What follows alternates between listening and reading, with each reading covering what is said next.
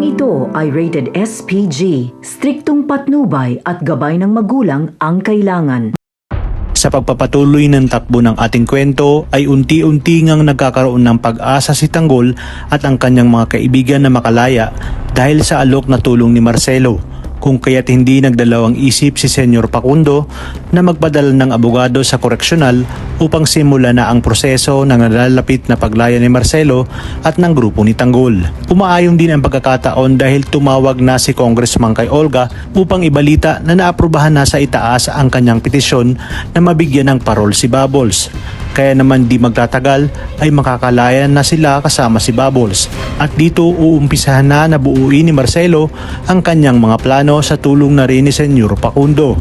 Mapagkakasundaan din ng mga Montenegro at Caballero na muling pasukin ang koreksyonal para sa pasugalan ni Senyor Pacundo at ang iligal na droga ni Ramon sa oras kang mahawakan na nila ang mga bagong namumuno sa koreksyonal.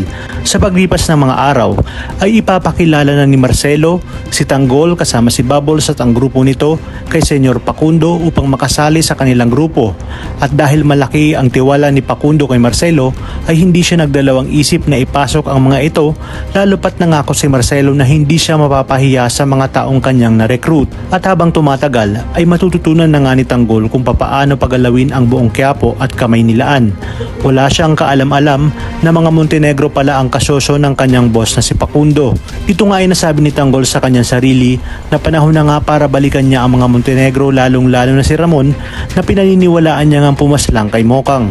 At mangyayari na nga ang una nilang pagkikita kung saan magugulat si Tanggol dahil kasama ni Ramon ang kanyang mayabang na kapatid na si David. Ngunit mas gigimbal sa kanya kapag tinawag siyang anak ni Ramon. Kaya naman dito matatapos na ang maliligayang araw ni na Olga at David. Magkakapatawran kaya ang tunay na mag-ama? Gayong biktima lang din sila ng mga paglarong tadhana at pagtatarantado sa kanila ni na Olga at David.